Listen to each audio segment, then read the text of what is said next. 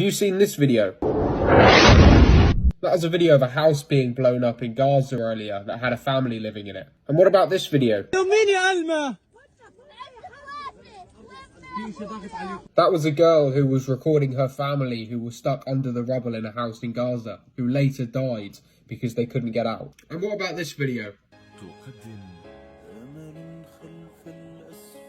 They're just a few of what is almost 100,000 apartment buildings that have been flattened because of Israel. And yet there are still some people out there that will say this is okay because Hamas was hiding inside the buildings. And yet Israel has blown up nearly 100,000 buildings. And yet we think that there's only 20,000 Hamas soldiers. So that in itself doesn't even make sense. And these same people will still make excuses even after seeing that. And they'll go, well, we just got it wrong. Or they'll go, well, they were listening to Hamas. But eventually, if you keep pushing them on points, they eventually go, well, they deserve to die anyway. They just stole our land.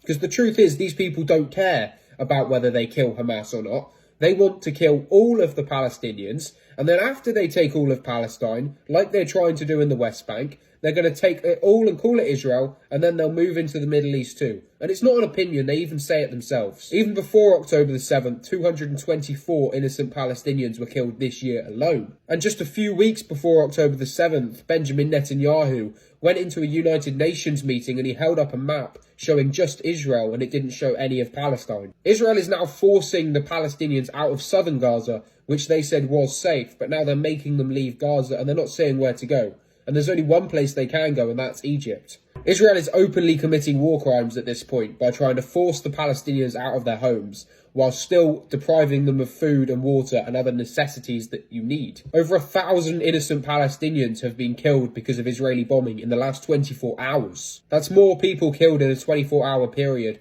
than ever before in the past 75 years of Israeli history. And I think if countries like America don't cut all aid to Israel, this is very quickly going to escalate towards something much bigger than what it already is. And that's mainly because sensible countries have had enough of the Israelis quite literally genociding Palestine. I'm going to keep you updated on what's happening, and if you want to see some of that, you can leave me a follow. But the rest of what's happening, it just pisses me off, to be honest.